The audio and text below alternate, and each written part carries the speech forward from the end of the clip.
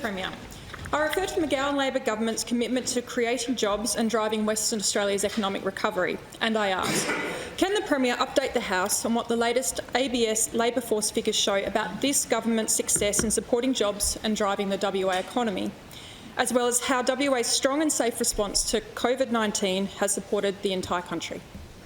Thank you. Thank you to the member for Bateman. So over the course of the last 2 years, we've regularly heard comments from eastern states commentators and Commonwealth Liberal national politicians, indeed local Liberal national politicians, that what we have been doing to manage the pandemic has been wrong.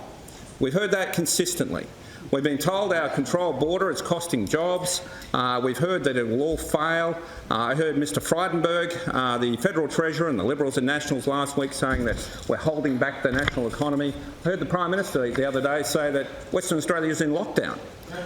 The truth of the matter is all of those people are wrong. Every month our economy gets stronger and stronger. But for those national commentators and Liberals and Nationals across the country, facts don't matter to them. Facts don't matter. They have a narrative, they have a prejudice, and that's what they pursue. And it doesn't matter what the facts are. I'll tell you what the facts are. The unemployment figures for the nation came out today. Western Australia's unemployment rate has fallen to 3.9%, the lowest of all the states. The only state with a 3 in front of its numbers. When we came to office, the unemployment rate left to us was 6.5%. So we have taken it, during our time in office, from 6.5% down to 3.9%. Now, the other states, Madam Speaker. Tasmania's unemployment rate is 5.1%, Queensland 5.1%, South Australia 5.3%, New South Wales 5.4% and Victoria 5.6%, whilst Western Australia's is 3.9%. Ours is clearly the strongest by a country mile in the nation. Our participation rate is 68.4%. The national average is 64.7%.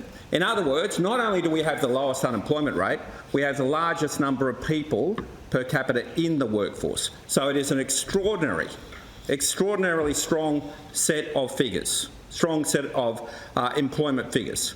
Our underemployment rate has dropped to 6.3%, the lowest in the country by far. Since this government came to office, 120,000 jobs have been created. More than half of those are full-time positions in Western Australia.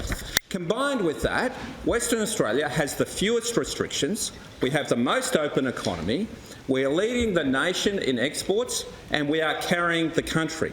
And I note yesterday, there was a large group of small businesses in Adelaide out there saying they don't want restrictions over Christmas and New Year's, which the South Australian government is putting in place. So we have made the choice that we don't want those restrictions in place in Western Australia. And I think... I'm sorry?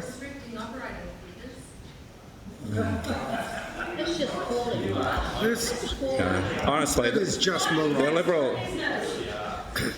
Liberals and Nationals are such low quality. You are such low quality people. So in any event, Madam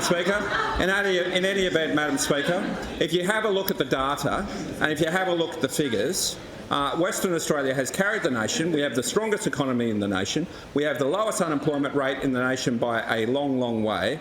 And we have the best health outcomes of anywhere in Australia. And that's because we did the right thing over the period of COVID. So we announced last week we intend to put in place our safe transition plan with a soft landing, high numbers of vaccinations, no disruptions and the best health outcomes. And I just urge everyone across the nation to have a look at the actual facts rather than their prejudices.